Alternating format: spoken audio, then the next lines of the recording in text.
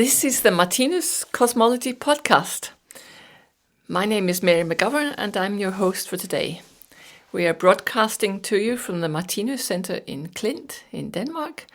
And my guest today has come all the way from Stockholm. Her name is Anne Külper. She's here to teach on one of our autumn courses. Welcome, Anne. Thank you. Anne is a dancer and a choreographer, and also teaches tai-chi and qigong, and has been a teacher here at the Martinus Centre for many years. And you also give lectures in Stockholm. Yes. Yes. So I'm very glad you could join us today. I was very inspired during the summer, during our 2 international weeks. You gave a lecture on the I, the fixed point in the middle of the universe. And because this is a sound medium, maybe I should say that when we say the I mean I as in I am, not the physical I as the letter I. So you talked about the I, which is a very central term in Martinus's cosmology. He writes a lot about the I, even though he says there's not much to say about it. So, what could you tell us about the I? How does Martinus describe our I? Yeah, he describes it in many different ways, and he says the only thing you can say about it is really that it is. But then he says a lot of things around it, and for example, he explains it as the complete stillness, as something that does never change. It's eternal and infinite, and it's something that is always there. It's something that we are. So there are many ways he tries to get us into this experience of the I, because it's something that we cannot sense with our physical senses. But somehow we can have this, maybe it's more like a feeling, there must be something in us that is the one who experiences life. And without that, there would be no experience of life, because it's really the most central point inside of us. Yes, it's like the very core of our being, the essence of our being. Yeah. But we're so used to it. We say, I'm happy, I'm sad, I'm hungry, I'm full, and so on. I'm well, I'm sick, and so on. So this I is at the center of most of the things we say. It's like at the center of our language and the way we communicate about ourselves. But what is this I? Yeah, that's the hard thing to explain for us, because he also says that as long as we don't have cosmic consciousness, we are not really aware in it, maybe he says, not of it, because we can have this feeling that there is something. But to be really aware in the I, he says, we have to have cosmic consciousness. So it's really understandable that it's like a question, and to try to explain it in physical terms, it's nothing, because there's nothing to experience with our physical senses. But then somehow I think most of us have this feeling. Martinus uses the term a center point inside of us.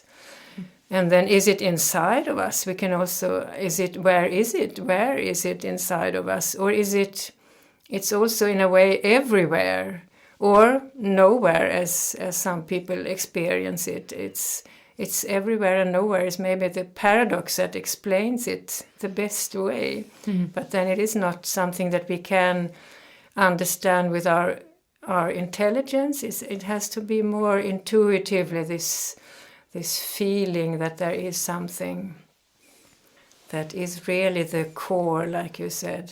Yeah. Mm. So it's the experiencer of life is maybe one way of saying it. It's the creator of life, it's also too. The creator. It's what experiences and creates. Yeah. And of course it can't do that without some sort of connection with matter. Mm. So it interacts with matter. Right. Perhaps eternally. Right. Because it all the time it wants to be known through its actions. Maybe that's a way, and then the I produces something in spiritual matter or in physical matter, so that somebody else outside can experience there is something that I'm communicating with. But then on the other hand, the I in all of us is actually the same I. That's what he says. Yeah. And it's the same I in God and in every living being, actually. And that's the best definition of a living being, is that there is an I that has this possibility to experience and act, create something. Because if it doesn't create something, we wouldn't know if it's there. And this is really the core of Martinus cosmology, to understand this trinity in a way. Yes, this trinity of the experiencer and creator, and the creative ability, and ability to experience, and the what creation. Is the creation, what is created and experienced. So it's a sort of three-part structure. He calls it the Triune Principle. Yes. And they are always connected, and when we try to understand it with our intelligence, we usually put it into three different explanations, but it's really the same thing, explained or intuitively felt in three different perspectives, in a way.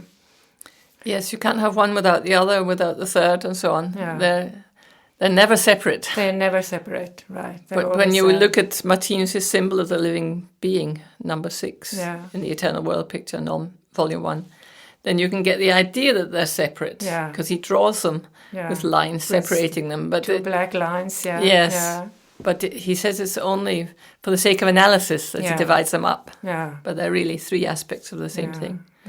But you said something really interesting, that our individual eyes are actually the same as God's eye. And that made me think of the biblical principle of the one and the many, that there is only one God, one living being, one living universe. But we experience it as something, as many. Like I experience myself as separate from you. We're sitting here talking, but I am not you, in one sense. In one sense, In one sense, but in another sense, we're both two parts of the same being. And this is our life experience, really, that we have this individual, all these experiences that we have from our eternal lives back in time and into the future, that we are always in that way different, but deep inside, in the middle of our core feeling, we are really the same. And I think this feeling, this experience of being one with everything, is this God experience that we can have sometimes when we sit still, or maybe just in a meeting also like this. You can have that sense of really being the same deep inside of us. Yeah, and I mean, if we could look at people that we have a conflict with, perhaps, and realize that we are actually just two parts of the same being, maybe it would change things. It would really change things a lot. But then there isn't so often this possibility to have the time to think about it, because our reactions are so fast when we meet somebody that we don't really connect with, and we feel the separation more than the actual unity. But I think that's something that is slowly changing more and more, that we can feel more and more connected to every living being, not just humans, but also animals and plants, and even the mineral world. Martinus says we can feel this unity. Yes, our sense of empathy is growing. According to Martinus, through experiences of suffering through many, many lives. Like if you have broken a bone, and you feel empathy for someone else who's broken a bone because you know how it feels. But when you're born with empathy for people in certain situations that you haven't experienced in this life, then he would say that it indicates you have lived before. Which comes to this sort of idea of the continuity of the I from life to life. Like he explains that we reincarnate life after life after life. And it's the same I that incarnates in different bodies and has different experiences, and all these, I think, just the suffering, it's really making our body of feeling grow more and more. And I think it's really through our feeling body that we experience this I somehow inside of us. With our intellect we can understand that it has to be that like this, with our intelligence, but to really feel it, I think it has to do something with our growing now body of feeling. Yes. The word feeling can mean many things, but Martinus is talking about humane feeling and compassion. Yeah. And he says also that when it's really ready to take over, to carry our consciousness, then it's really the body of love, he says. And in a way, that's also the key note of the universe. That's the energy that all the time emanates somehow from the Godhead through all of us down into the microcosmos, far down and into the macrocosmos. So even the fact that we experience ourselves as separate, that experience must have some sort of loving purpose in the whole picture. Yeah. There must be some reason why we experience separation and begin to approach a feeling of unity again. Yeah, because we have once had been, when we were in our last spiral circle, when we were organs, we have experienced this unity so much that it's not anymore possible to experience it really. And that's when we have to renew our consciousness and go through another spiral. And there we really, in the beginning, we want to feel this separation more and more until we get to this point where we feel so alone that we start again to long, I think, into this unity, and where our ability to love our neighbor grows again. So we're talking about a very, very large cosmic spiral cycle, as Martinus calls it. Yeah. It's a very large perspective. Yeah, it is. And it's almost incomprehensible for us because we live these little lives down here. Yeah. But between the lives, it seems like we have wonderful experiences of this unity and meeting this that we call maybe the being of light. You mean between incarnations? Between incarnations. On the spiritual plane? Yeah. And there we probably feel this unity much more than we do here in the physical world. Yes, and that's the other thing. I have worked in a hospital or several hospitals, and I have seen quite a lot of people die. And it's rather strange because 1 minute they're alive and breathing, the heart is pumping and so on. And the next minute, the breathing has stopped, the heart has stopped, and so on. And the person is dead, and you can clearly see a shift. But you can say, "Yeah, but what's happened?" And Martinus explains, and correct me if I'm wrong, that it's the connection of the I to this lump of physical matter, which is our body, that has been severed. Yeah. Really disconnected. Really disconnected, But this I was never anything we could see or feel, but we can, when we see a dead body, we see there's something missing. Yeah, we see there's nobody there really. There's nobody home. No, right. No, right. no. Yeah. But then you can ask yourself, well, is death a reality? Because what constituted the life in us, we could never see it. We could only see its effects. Yeah. So, and the I can never die. Really, it's eternal. It's always there. Yeah. Yeah. So that's really where we can feel how the physical world is something that we use to learn to be more and more human, loving beings. Yeah, it's the school of life, perhaps. Yeah. Yeah. So, Do you think one can ever get to a point where one can sense the I or be in contact with it?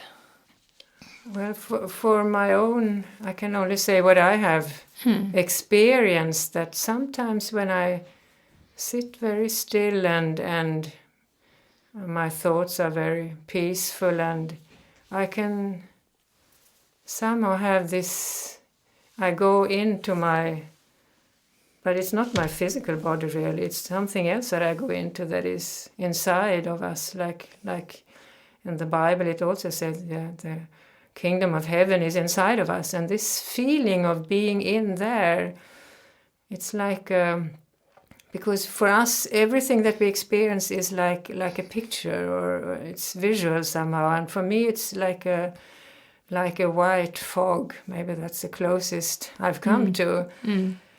But I've also had moments, very short, where it's very peaceful and a very happy feeling of, I'm not at all aware of myself, but I'm aware of everything around me, and I'm part of all this that is around me somehow. I think that's also one way of being so connected to that, because the minute I start to think, oh, that must have been the I, I'm outside of it in a way. Yeah.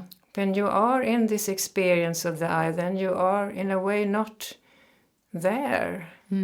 Very strange, maybe, but yeah. Martinus describes the I as absolute stillness. He says one movement can't experience another movement, like one train passing another train they can't experience each other. So he describes this I as this fixed point, stillness. Yeah. It has to be still or fixed in order to experience all the movements around us. Yeah. Yeah.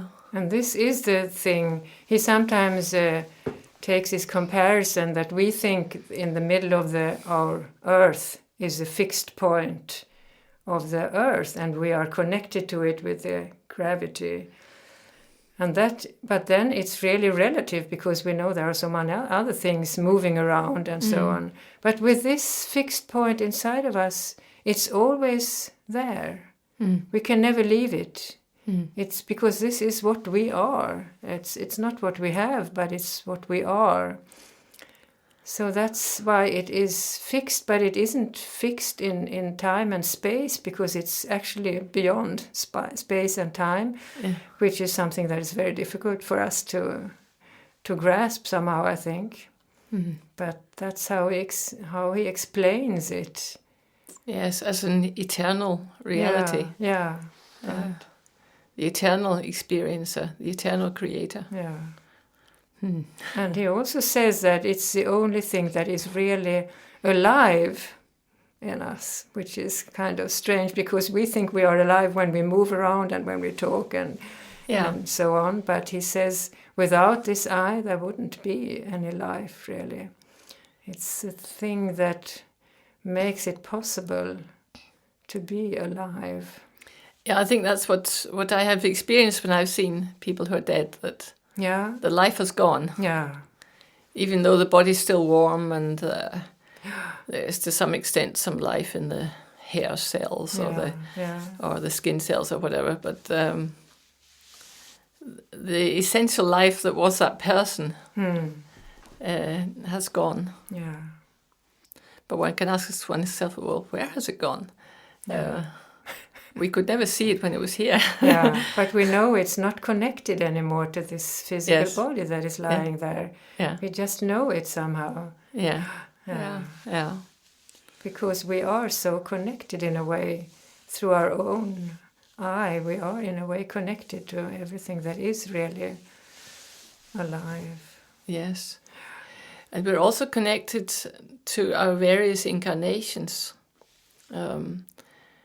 It's not accidental what kind of life you get. No. Perhaps you could say something about that. Martinus talks about the creation of our fate, that we send out arcs of fate that come back to us. And right. That's the way we grow in a way and learn that we have all these experiences. Yeah, that's the way we learn and grow. We have all these experiences, which is really something that we send out.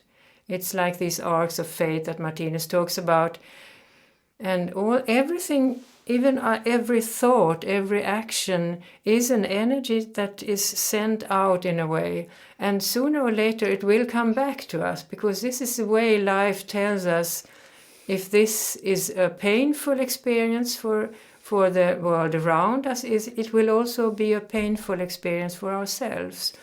And on the other way, if we send out more love, we will also receive more love. So we can mirror ourselves in a way in the world around us. And these arcs are always in perfect balance in our eternal body, the way which is really deep inside of us. Maybe we could try to say it like that. And it's always, all the arcs are emanating from the eye and coming back to the eye, even though the eye is not, it doesn't change, it's always just there. But the things around the eye, also in the superconsciousness, are changing a bit all the time. All these experiences we have, and we get new experience in every second actually. And some experiences we are so ready with those, we can just leave them, and so new experiences come, so that we grow all the time. And this goes on from life to life. So every time we come back in a new body, we have these experiences and this knowledge and these talents with us, and so they can go on growing. And we don't now, where we live now, we don't know so much about our past lives, but we can in a way maybe see what experiences we have with us through how we experience this new life. Yes, and through our talents, we can see the things that we find easy to do. Yeah. Maybe we've done them in previous lives. And we can also see the things that are difficult for us, like we're trying them for the first time. Yeah. I think one can read quite a lot about one's previous incarnations in our whole talent structure. Yeah. Yeah. Yeah. And especially in our youth, I think, maybe the last 5 years, between 25 and 30, he says we can really see what kind of life did we have then. Maybe it is some kind of mirroring of what we had in our past lives. So we can go on with our education in a way. Yeah. Yeah. With this experience. So from life to life, there are lots of changes. Society changes enormously from life to life, and our bodies change, our jobs change, our housing changes. Just look at the evolution of computer technology in my lifetime, our lifetime. Yeah. So all those things change, but there is a constant factor, and that's this I, this core of being that experiences all the changes. Yeah. And that has experienced so much we cannot really imagine, because it's really eternal. It has experienced so much and will experience so much, but still it's always the same. Yeah. Yes. Yeah. Maybe it's also infinite. Yeah. In that it's the same I in you and me, and then a little dog I met out there, and in the planet. And in all our organs, in all our cells, in all our atoms, and it's everywhere. Oh yeah. Yeah, it's sometimes you feel this. You have so much to take care of inside of your body. All these living beings. Yes. Yeah.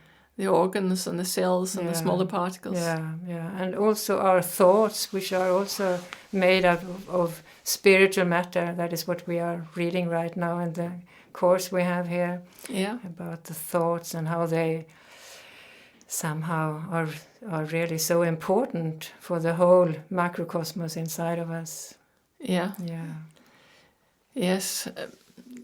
So our thoughts can actually move the particles within our organism. And actually make our thoughts that they can incarnate in us these super microcosmic beings, we actually draw them to us with our wants and desires, and the thoughts we then build up somehow, which then also become our physical body. Yeah. So it's really a very big working together like this. Yeah, it's a fantastic sort of cosmic cooperation, because yeah. with our thoughts we attract the organs and cells and very, very small particles that make up our organism. Yeah. It's amazing thought just to think about that. Yeah. So in a way, it's a new thought for me, but maybe one could think of the eye as a kind of magnet that attracts what we ourselves put out into the world. So if we put out negative thoughts and aggression and hatred and bitterness and so on, we will attract a lower quality of micro-being. Yeah. Is that how you understand it? Yeah, that's the way he explains it also. And when we send out light and love, and that's also what comes back to us. So we can really see what kind of thoughts do I have, because usually we haven't been so aware of how important it is, what kind of thoughts we have inside of us, that they are also made up of living beings, even if they have a very short life and a very different life than we have in a way. But yes. When I study Martinus, then I feel that he encourages us very much to look at our thoughts and consider them. He talks basically about two categories of thoughts: animal thoughts and human thoughts. And human in the sense of being truly humane. So, well, the animal thoughts are things like aggression, hatred, the wish to take revenge on people, slander, gossip. Yeah, that can be many other things, jealousy, envy, that kind of thing. Yeah. But I think it's very interesting that those are the kind of thoughts that make us ill. Yeah, right. So, but we are also so good at having those thoughts because we've built them up during all the years we were also in the real kingdom of animals, and we needed them to survive. But now they are these talents that we don't really want anymore, but they are still there, so it's so easily just to react.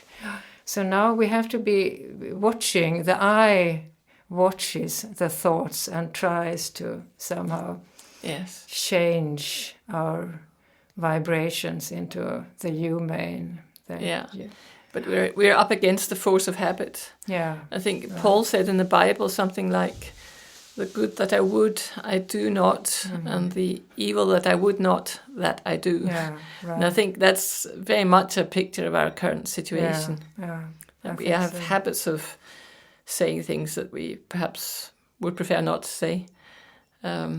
But it's such a habit, so it just comes before you think about it. So, but we also, I guess, have to forgive that, because we are on this way between the animal and the real human being, and it's okay to be there. So I think also sometimes we can be a bit hard on ourselves when we have all these negative thoughts, but if we can look at, and I think this is what it's like you go up a bit and look at your life from above in a way. That's what the eye can do, and what the Godhead does also, I guess. So that's the way we can accept that we are where we are, and when we can accept that, it's also easier to change these old habits. Yeah, and we develop a conscience, don't we? So it begins to bother us when we say something we shouldn't say or do something we shouldn't do. I say shouldn't, but it's ourselves saying that we shouldn't. Yeah. So if we do something inhumane or a critical remark or something like that, it can really give us a bad conscience. Yeah. But that's a sign of...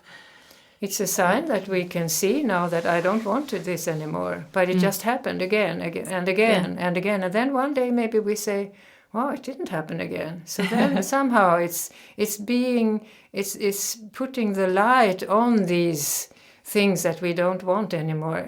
And if more and more light shines in there, I think also they somehow dissolve. The darkness somehow leaves us, but it takes time, many lives, I guess, before we really are real human beings. Martinus talks about life as a theatre. Yeah. And when he makes that analogy, he talks about the eye's role there. Would you like to say something about that? Because we are, in our lives, we are actors, we do things, but we are also the directors as far as we can, because we are not really autonomous in that way, and not yet, because we are so caught in all these old patterns somehow. But we can also be the viewer, the audience, the witness in a way. That's what people also talk about in Buddhism, for example, to be the spectator, to see these things that go on here in the world, and have this, in a way, a distance so that you can look at it from outside. And that can be very calming somehow, because it's not so easy to see yourself in these thoughts and acts that you don't want anymore. But if you can look at it a bit from outside, as you are the viewer. But then also you cannot only look and look and look, you have to also act. So it's impossible to just be the audience. Yeah. So you sort of shift, you change roles, really. Yeah, we do that all the time. We are actors and spectators and directors and yeah. And we go on and off the stage, we go in and out of physical lives. Yeah, right. That's also what he says, that in between our physical lives we can be backstage, and there maybe we can also see a bit more what we did in this play, this lifetime, and maybe then we can change it a little so it's a bit better, and But it's a comforting thought that this play is eternal. Yeah, we are always these and actors, there will always. You can't talk about an ending of eternity, but I mean there will be a temporary happy ending. Yeah. Before we take a new cycle. Right. So we're on this cycle of light and darkness, light and darkness, and this is what maintains our consciousness. Yeah. But this I is constant. It's constantly there. Throughout these contrasts. Yeah. So for the moment, we have been animals, beasts of prey in previous lives, and we have been so-called primitive human beings with a lower level of morality than we have now, and we are going towards having a more loving level of morality until we will become moral geniuses. Yeah. But it's the same I that is experiencing all this. Yeah.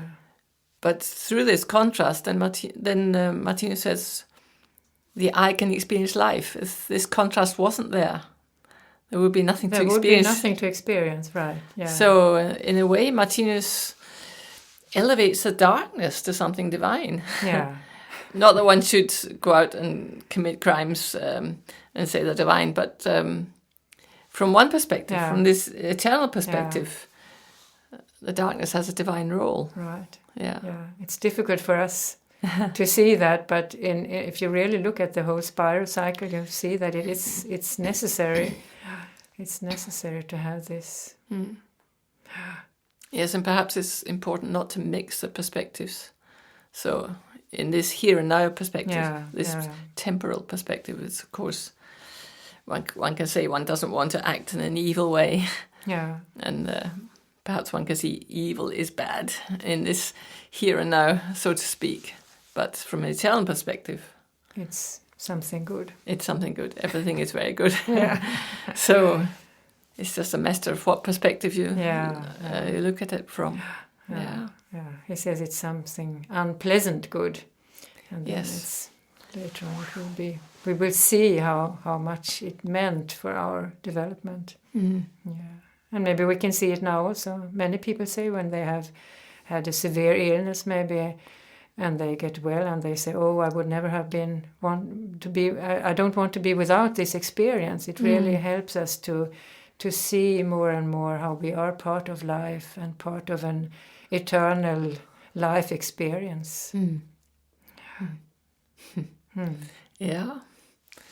So what Martinus's analysis of the I mean to you personally? What has it given you?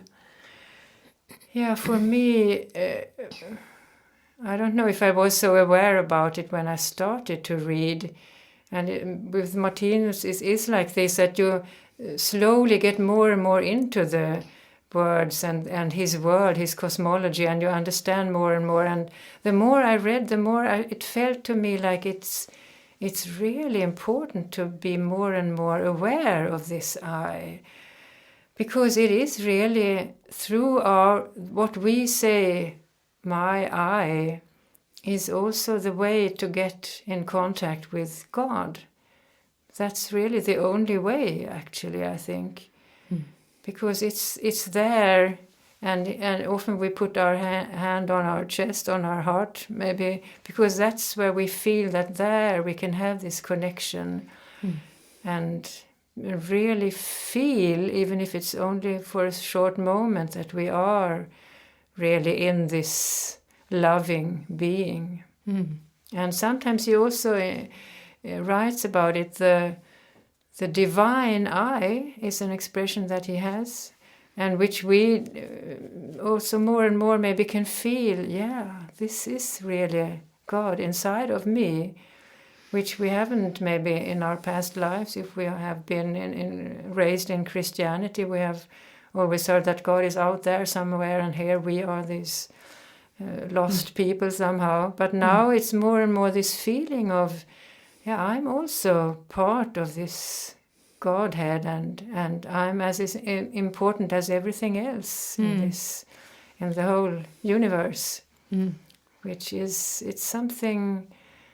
I every morning I sit for a while and just focus inside and breathe, and sometimes it can be really feel the whole body is like trembling, and it feels like, wow, now we are connected more and more somehow. It's some kind of energy. I don't know. Maybe it's some kind of I don't know how God connects with us really, but yes. Yeah, and this idea that the I in you is the same as the I in me. Yeah. Is the same as the I in everything. Yeah. It's a very good thought to. It's a wonderful thing to have. Yeah. And I think especially in the symbol number 11, where we can really see the white star in the middle and all the white circles at the end, but we are all in the same light somehow, even if we don't experience as much of this light as we will do when we are in the real human kingdom, but we still have this light. Is even in our darkest times, it's still there. We can never be outside of it. The light is always there somehow, even if it can be very, very small. Yes, symbol 11 is Martinus' symbol of the eternal world picture. Yeah. Yes. Wow. Oh, is there anything else you would like to add about the I that we haven't covered? Well, we have covered a lot, I think. But this thought of I am, I think also in the Bible we can read about this, that I can't remember the situation, but it's like God says, tell him I am the one I am. I am. This is also something just to experience that we are. Because sometimes we are so busy with living that we forget that we are, but we are. I am. Yeah, this feeling is, and it somehow feels like all the worries and problems, they somehow move a bit away from me when I have this. I am, I still am, and it makes some kind of happy feeling in the heart. You get in contact with your eternal existence, maybe. Somehow it is. It is this connection that he talks about, that we should really try to find back to this connection to God. Yes. The eternal cosmic connection. Yes. And of course, Martinus has a lot of analyses about prayer. And, it's a kind of prayer, really. Yeah. Well, on that beautiful note, Anna Külper, I'll say thank you for joining us today on the Martinus Cosmology podcast. Yeah, thank you for having me. That's all for now. Yeah. Bye.